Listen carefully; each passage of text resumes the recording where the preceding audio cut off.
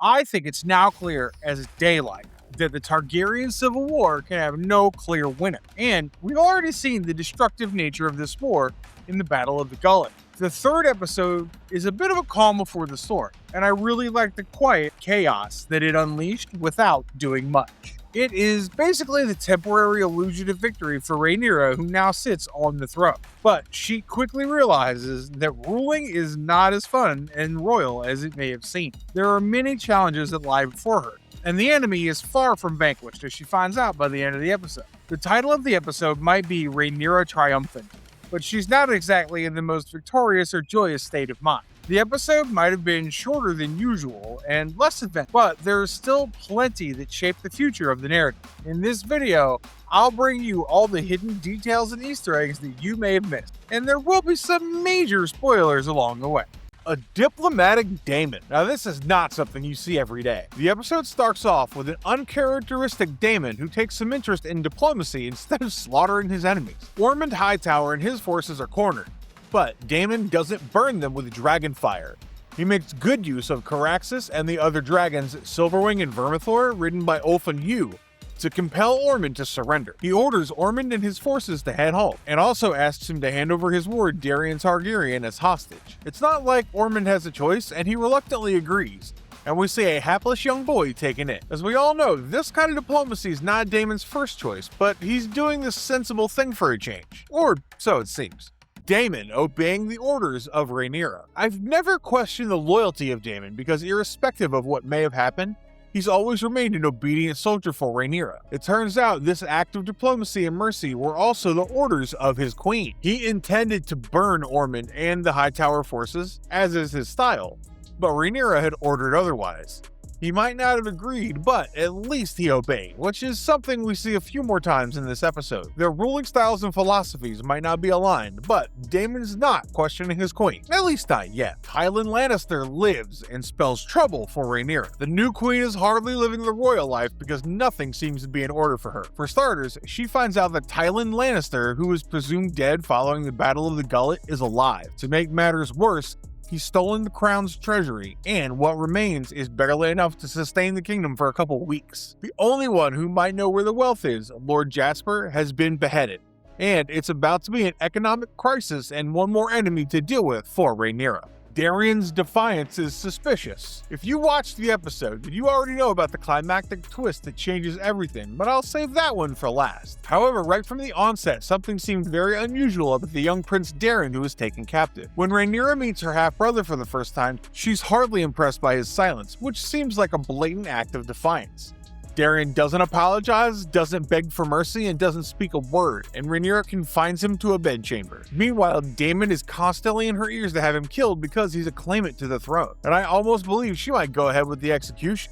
The High Septon takes a stand. I've watched enough Game of Thrones to know that the faith and the crown can be at loggerheads every once in a while. Who could forget the entire ordeal with the High Sparrow and the faith when it came down to hard on the rulers? Well, it almost seemed like a deja vu moment when Rhaenyra went up against the High Septon of the Faith of the Seven to demand a coronation. But the High Septon is a stubborn old man who refuses this outright. He claims that Aegon's body hasn't been recovered yet, and it wouldn't be right to legitimize Rhaenyra as the new queen. Of course, she's not pleased and walks away even as the High Septon warns about not dismissing the opinion of the faith. I wouldn't be surprised if a tense clash between the crown and the faith becomes the subject of future episodes. The awkward dinner with Lord Corlys and his sons. This was probably supposed to be a sweet little reunion of sorts, but the scene was so uncomfortable that I almost felt the tension through the screen. Rhaenyra, Lord Corlys, and his bastard sons Adam and Alan sit for dinner, and it's to acknowledge their great service to the queen. Lord Corlys tells Rhaenyra that Adam and Alan are his bastard sons and that he wishes that she would recognize and legitimize them as his rightful heirs. Now I realize why this might be an uncomfortable topic for Rhaenyra, but she doesn't really deal with the proposition gracefully. It's one of those moments when nobody knows what to say to diffuse the tension, and I think the only consolation is that there's some good food for the table. The queen's menstrual troubles. I mean, this episode really tests the lengths of Queen Rhaenyra's patience, both mentally and physically. First, she's lost her son in the Battle of the Gullet, and that her kingdom seems to be in shambles, but she has more to deal with. Before an important meeting with the small folk in the throne room to hear about their troubles, she gets her period, and this doesn't make facing their concerns any easier. Later, she's given a tea for her menstrual cramps, but she seems so disturbed that she doesn't even take it for her comfort. I almost feel sorry for her in this episode given how much order she has to restore and how little she actually accomplishes. Rhaenyra is not the finest when it comes to public grievances. I understand that it might be tricky for someone who's new to the throne to come across so many challenges all at once. As for Rhaenyra, it's an even bigger challenge because the crown doesn't have the wealth to handle most of the problems brought before her. The common folk are there to complain about their lack of resources and food, and the highborn families are to be blamed for hoarding the stocks and leaving nothing in the markets for the poor. Moreover, the butchers don't have access to meat, and the few sheep remaining are being used as dragon food.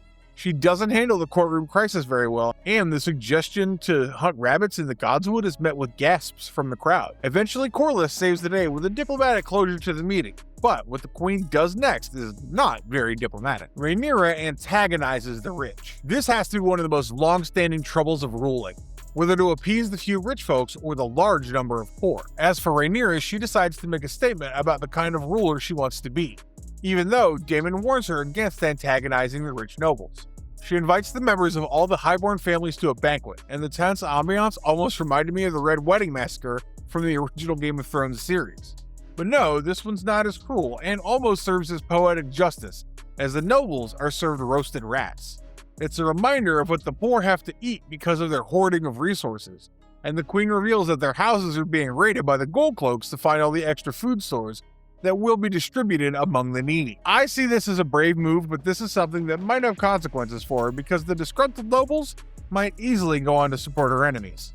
The curious case of Torrhen Manderly. This is one interesting character, and I love his interaction with Queen Rhaenyra right after she delivers a ruling about the rich folks and their amassed food resources. Sir Torrhen Manderly is one of the rich nobles, but unlike the others, he's hardly bothered by the queen's decision. Rhaenyra reminds him that the gold cloaks will visit his residence as well, but he doesn't seem to mind at all, and instead congratulates the queen for a hand well played. Even she's confused by his behavior, and I have to wonder what he has in mind, because he doesn't seem like someone completely irrelevant to the plot. Daemon being the errand man once again. Every time I start to think Daemon will have a major role to play, he's sent to run some errands that can well be accomplished by others. I don't know if Rhaenyra is insecure about him contradicting her decisions at almost every step. I mean, he does obey her orders, but he's almost a voice of opposition during the meetings. Moreover, with their immediate goals seeming to differ considerably, Daemon wants to win convincingly with all their dragon power and tactical advantage, and Rhaenyra wants to stabilize her rule first. She asks him to head to the Vale for a tribute from Lady Jane. Now,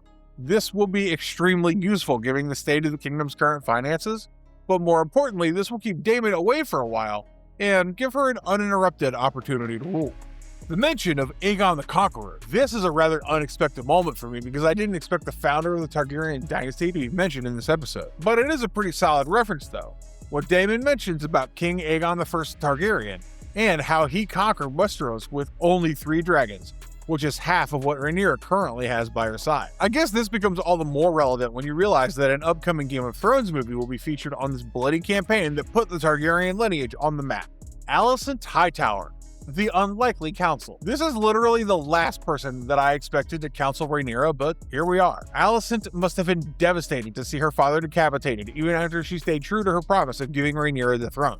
However, in this episode, she seems rather calm as she asks for her father's remains to be sent to a proper grave beside his wife. Rhaenyra agrees, but what follows next surprised me, as the queen almost asks her advice from her old friend about ruling. Well, Alicent does know a thing or two about ruling, so this might not be a completely terrible idea, except for the fact that Alicent has many reasons to loathe Rhaenyra at the moment. Will Corlys no longer be an ally? These have been tricky times for Rhaenyra, and allies are hard to come by, but one stable support that she has enjoyed is from Lord Corlys, aka the Sea Snake. However, she doesn't play her hand well, and she antagonizes him following his request to legitimize his bastard sons. The dinner is uncomfortable and without a fair solution, but it soon becomes worse after she outright refuses to process such an order. She's concerned about her image, especially with the rumors surrounding her own son, but the Sea Snake is furious with this hypocrisy. He calls her out and reminds her that her sons, the dead ones, and the little Joffrey Valerian are bastards as well. I thought it was pretty daring for him to say it out loud, and Daemon may well have had a few words if he was there. However, Rhaenyra doesn't handle it too well, and this stems a seed of discontent that could jeopardize her rule significantly. The biggest twist is still Daeron Targaryen. While he did seem fishy at first, I wasn't completely shocked by this twist towards the end of the episode. When Rhaenyra wants Alicent to meet her son once before he's sent out to Castle Black to join the Night's Watch, A nasty surprise awaits the queen. She finds out that the boy before her isn't Daeron at all, but an impostor. This is when she realizes they've been tricked, and the boy reveals that he was forced to pretend to be the prince, and his hair was dyed to make him look like a Targaryen. If he didn't obey, his mother would be hanged, and so he remained silent the whole time. Rhaenyra is furious by the betrayal, but at least she doesn't take the imposter's head. Chaos in Tumbleton. Why the town is so important. This is a little detail that might have a huge implication on the future of the season. Just before the end of episode 3, it's revealed that the green forces are fighting back, and even though Rhaenyra might have the Iron Throne by now, they've struck a decisive blow. The town of Tumbleton has been taken over, and the common folk have been taken hostage, as informed by a dragon keeper who managed to flee. Now, the fans of the franchise will know that this location is not random and has a lot of significance. Ormond Hightower has captured the town after defeating Daemon, and Rhaenyra cannot just unleash dragonfire on the city because she will then risk the lives of innocent people as well. This points to an event from the book, which might just be reflected in the show. The Winter Wolves, led by Roddy the Ruin, will take on the Green Army here, and even though the Northerners will be outnumbered, they'll still make an impact, with Roddy killing Ormond. In this episode, it's been revealed that Hugh's wife is living there with her brother, which might make Hugh reluctant to attack the town even if he's ordered to do so. In fact, in the book, the Dragon Seeds, Ulf and Hugh betray Rhaenyra and join the Green Forces, and they burn Tumbleton. Adam, who's also suspected of treason by Rhaenyra, is the one who gathers an army and goes to retake Tumbleton. In short, the town's going to be the centerpiece for the future narrative of the show, and I have to wonder how much of the book narrative will be captured in the show. The rat problem is so symbolic. What comes to mind when you first hear about rats? For me, it's always an image of ruins, decay, and danger, and that's precisely what the ambiance is like all around Queen Rhaenyra. Her troubles are never ending, from the granary running dry to the treasury being robbed. But what adds to her worries is the intense rat problem in the castle. We find out that the rat catchers have been hanged, and the infestation is only getting worse. Rhaenyra despises the rat problem, but there's nothing she can do about it immediately. And the scene where a rat gnaws at the ends of the Iron Throne is so powerful and symbolic. Truly, heavy is the head that wears the crown, and the kingdom is no more than a house of rats, all squabbling for power. There's no death in this episode. This is almost unthinkable, especially given how the third season began with death and plunder. I did call this one the calm before the storm because anyone who's read the books will know that there are some major deaths in store. However, in this third episode, nobody dies, even though a couple people come close to losing their heads. I really expected the imposter to be punished for posing as Daeron, but even he's spared, and I think the episode is just saving up for the future. Mysaria and Daemon's rift widens. Daemon is not happy with a lot of the things that Rhaenyra is doing, but he's probably the most dissatisfied with the increased trust on Mysaria. As you may remember, Mysaria was his mistress earlier, and later he had her in prison, and it was Rhaenyra who freed her. Now she's made her the mistress of Whisperers, and she's become a trusted advisor. This doesn't sit well with Daemon, and the disagreements are there for you to see already. I have a feeling that the show will dwell further on this, and the differences will have wider consequences. Significant changes from the book concerning Mysaria. The show doesn't really abide by the source material at all times, but the changes with Mysaria are big ones. For starters, she's not the mistress of Whisperers in the book, but the show gives her the title. Moreover, the Small Council is not dismissed entirely in the books like we see here. The kiss between Rhaenyra and Mysaria that actually complicates the dynamics between them and Daemon further is also missing in the books. I have to wonder where the narrative is heading with all these changes. Mysaria reminds me of Varys. Varys, aka the Spider, was one of my very favorite characters from the Game of Thrones as the Master of Whisperers, and somewhere I find a few similarities between him and Mysaria. Both are smart with their words and know how to help the crown with their wisdom, but more importantly, both are sympathetic to the common. Even this is something that doesn't specify, and the whole taking from the rich to provide for the poor is something that's been developed for the show. Mysaria is concerned about the well-being of the common folk, and rightly so, and maybe, like Varys, her true interest also lies with the small folk. A people's uprising might be in the cards. You cannot have a stable rule if the common people are hungry and dissatisfied, and Rhaenyra hasn't had a great start. Yes, her move to take the hoarded resources from the rich and distributing them to the poor might be a temporary solution, but the real problems still remain, and so far, she doesn't seem equipped to handle it at all. Also, I noticed something significant during the intro theme of A House of the Dragon, where the one scene shows the common folk gathered with blood by their side. Does this mean that rebellion is in the card? Is Rhaenyra losing her sanity? There's something about a Targaryen ruler that never lets you rest easy. Rhaenyra might have seemed like one of the saner ones, but in this episode, there are enough signs to question her mental stability. To be fair, she's lost a lot in this war, including her sons, But a ruler cannot afford to have an emotional breakdown. She's not very composed or very diplomatic, and her disagreement with the sea snake might not be the smartest move. However, what concerns me the most is the way she keeps getting distracted by her thoughts and visions. And given the history of madness in this dynasty, I have to wonder where the story's headed with this. Viserys Targaryen was not a perfect king. This hardly comes across as a shock, but it's a revelation nonetheless. You see, Viserys Targaryen had inherited a peaceful kingdom from his father, and to his credit, he ran it smoothly enough.